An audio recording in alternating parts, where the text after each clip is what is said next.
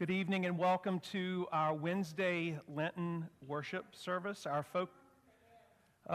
right, wow.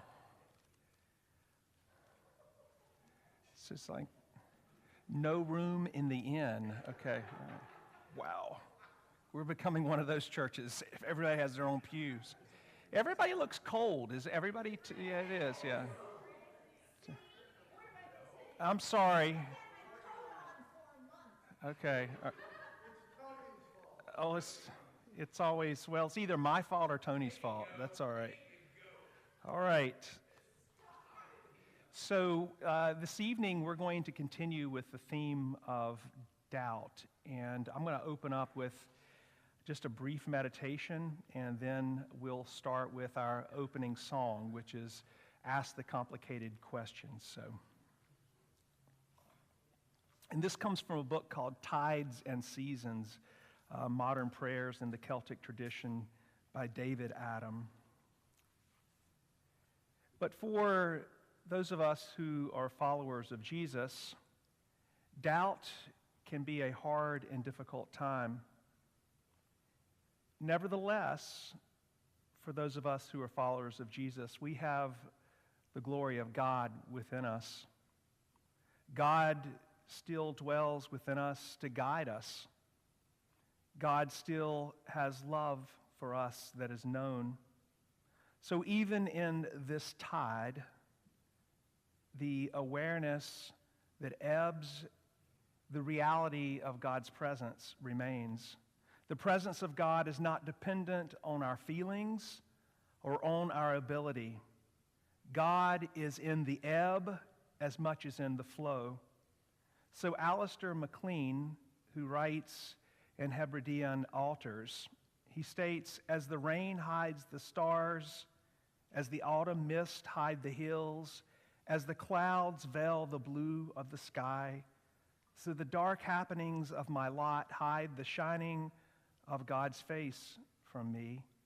Yet, if I may hold God's hand in the darkness, it is enough.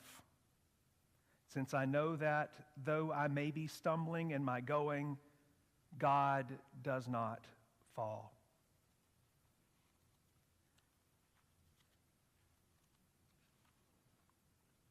I'm going to open up with this prayer called Until the Tide Turns. Lord, I wait for the tide to turn until the distant becomes close, until the far off becomes near, until the outside is within, until the ebb flows. Lord, I wait for the tide to turn until weakness is made strong, until blindness turns to sight, until the fractured is made whole, until the ebb flows. Lord, I wait until the tide turns, until the ordinary becomes strange, until the empty is presence full, until the two become one, until the ebb flows. Amen.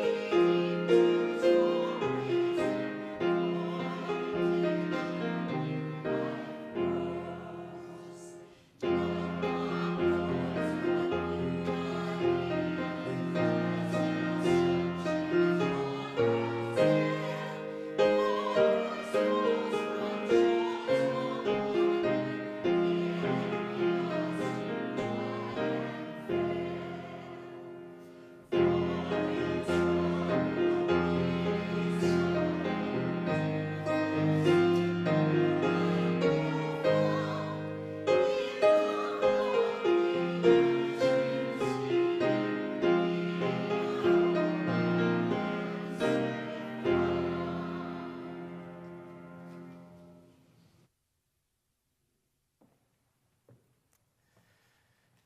evening. For those of you that I haven't had the privilege of meeting yet, my name is Matt Connor. I'm the pastor of Newell Presbyterian Church, and I'm delighted to be a part of this series together for this season of Lent, looking at Dinner and Doubt, or tonight, as we're calling it, Practicing Doubt.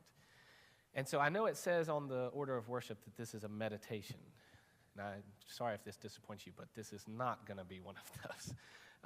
What Ward and I thought is talking about doubt and the role it plays in faith development, right? Forged in the fires of doubt, as we just sang, is what might it look like to talk about the ways that doubt has informed our own faith journeys. Now, I know each of you has your own assigned pew, just like at pretty much every church ever. You're not going to get to stay in those tonight. And if you're mad or you hate this, it was my fault. It's my idea. So just take it out on me. But I'm the hit-and-run preacher, as has been said, so you'll have to catch me on my way out the door. But tonight, we are going to do a little bit different format. Instead of preaching, I am going to share something, but then we're going to invite you into small groups. And you have the little blue slips of paper you got on your way in. And hope is that we will engage in conversation in those small groups. That can be a scary thing, right? It takes vulnerability to open up to anybody, no matter how close you are to them, especially talking about the role of doubt in faith. And so since I would never ask you to do something that I'm not willing to do myself, I thought I'll go first. I will share with y'all, depending on how long-winded I get, one, maybe two stories about how doubt has shaped my own faith journey. And so, growing up in my house, going to church was as optional as breathing. You were expected to be there every single time the door was open, and I am unbelievably thankful for that foundation that my parents laid for me and the ways that they and my church community poured into me. That said, I thought that I would take kind of the traditional track and graduate from high school in the church for a while, maybe come back when I get married or have kids. But thanks, I'm just going to go have some fun for a while in college. And so I start taking religious studies classes. They filled a lot of gen eds, and I was like, oh, this is neat. This is interesting to me. And I end up in New Testament studies with Bart Ehrman. If you are familiar with that name, he is a world-renowned agnostic and also one of the top New Testament professors in the world. But he makes no bones about what he thinks, and he doesn't buy it, basically. He grew up in a very fundamentalist evangelical household and lost his faith because of the problem of theodicy, this notion of how can God be good and powerful and bad things exist. And so I'm taking New Testament with Bart Ehrman, and all of a sudden, it's like questions I had never asked are just blowing up in my head.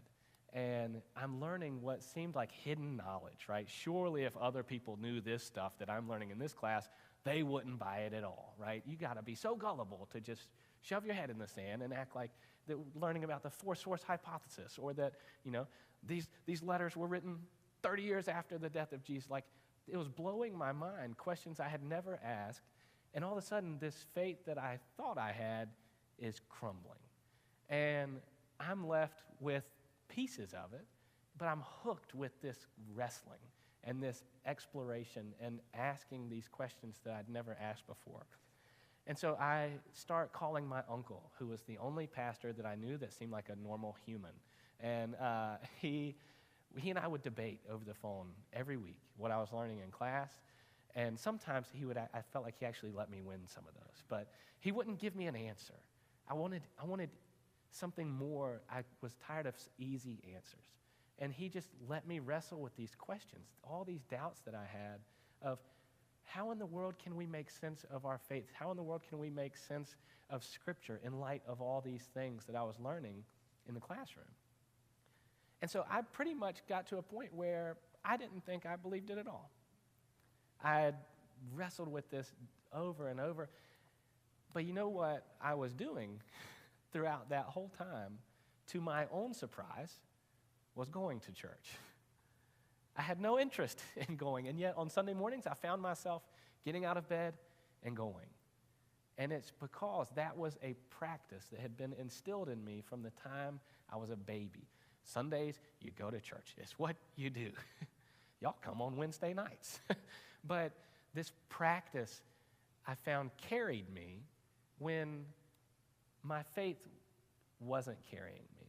There was almost like I had to be in proximity to people in a community that was doing the believing for me for a while. And so it kept me in close conversation with these things, all these doubts as I'm exploring these different questions. It kept me in an environment that fostered potential for this relationship with faith that I didn't think I was interested in. And so again, this practice that I didn't even know I would fall back on that much is how I began to work through this season of incredible doubt. And being in an environment where people could do the believing for me, where I could hear the words that I had known my whole life, right? I hear the Apostles' Creed in my head still and wonder, no way, but I was saying it anyways because my body was there even when my head and my heart weren't. And so I wonder, what practices shape us in these seasons of doubt? How has doubt informed seasons of our life or experiences that we've had, and what practices do we lean on during those? I was telling Ward this week, I think the Catholics really have one up on us with the rosary, that you can sit there throughout the day and feel this prayer, even when you're not so sure about the next words. And so this kid that, whole faith thrown up in the air in college, goes to seminary. I fast forwarded a few years there, right? Goes to seminary, swears I'm never going to be in a church. Right? But in seminary, I spent 2 years as the chaplain at a youth detention center. At the DeKalb Regional Youth Detention Center, that's the youth equivalent of jail.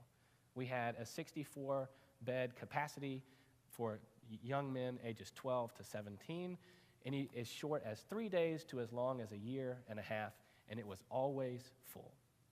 And so I was the chaplain there, and I got asked every single day to pray with someone. I learned to pray from people who swore they didn't know how, because I was asked to do it again and again and again. So one day, it's the summer of 2016, Marshall is one of our guys who had been on a bit of a revolving door. He had spent, since he was 13, just as many days inside as outside, but this one was serious. I learned after a while, you pick up on, there's a look in someone's eye when they know that they've been got, that this time they're going to be away for a long time.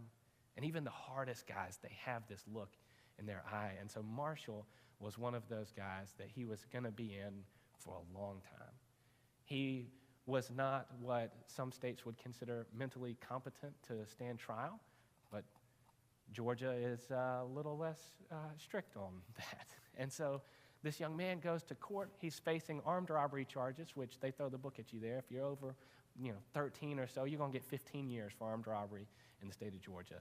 So Marshall's facing armed robbery, and he threatens the judge at his trial. He says, "I'll kill you and your family." And so what do you think happens when that is said? I don't have a book, but I would throw it at you, right? And so they start adding these charges to him. Marshall's not going to see the light of day until he's 50. He's 15. And so I'm sitting there. He's to be transported to the psychiatric unit because our facility couldn't handle him. He was self-harming constantly. He was fighting. He was threatening. We couldn't handle him. And so he's going to be transported to the psychiatric unit at the hospital. And so it's my job to sit and talk to him as we wait for the sheriff's department to come pick him up. And so I sit there on the floor that I can still smell as there is chaos around us. It was always crazy. And so I'm sitting there and I'm talking to Marshall, and I asked him how he felt. He said, "I'm scared." These guys don't say that, right? He said, "I'm scared, chap." And so we're talking more, and I said, "Well, he said, do you believe in the power of prayer? I said, I do. He said, will you pray for me then? I said, sure. Again, I get asked that every day, right? Sure, I'll pray for you, Marshall.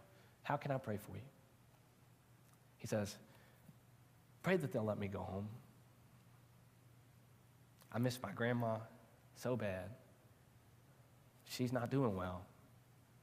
Pray that they'll let me go home. So what do? Do you pray that prayer? Pretty reckless, isn't it? It's not going to happen. He's going away. Do you pray that prayer? So I did. And then when we finished, they came and got him. And he left with 5 sheriff's deputies, arms bigger than my waist, chains on his wrists and his feet, petrified. And I went and sat in my car and cried. And I'd seen a lot of stuff at that point.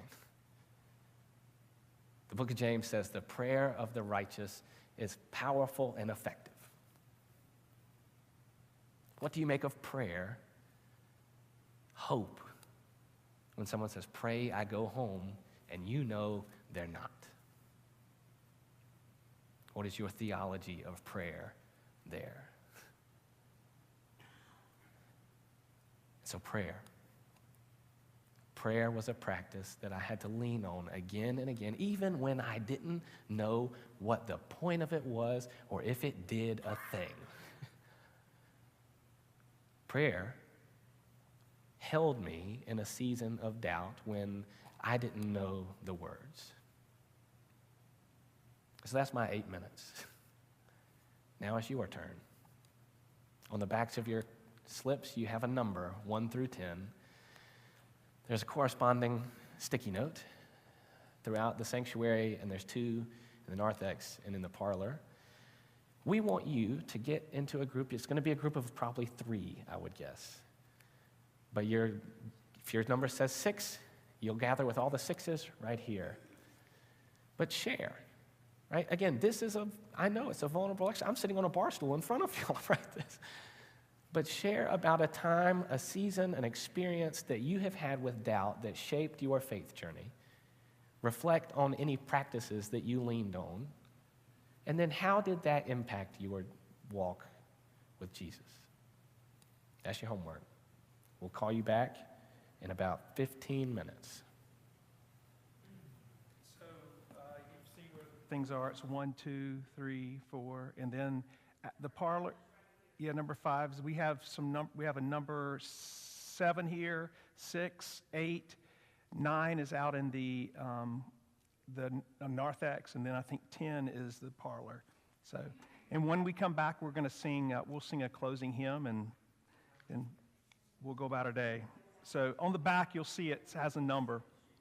And again, this is an invitation. If you don't want to share, you don't have to share, but we encourage you at least to take these home and consider them. So what we'll do is when people get back,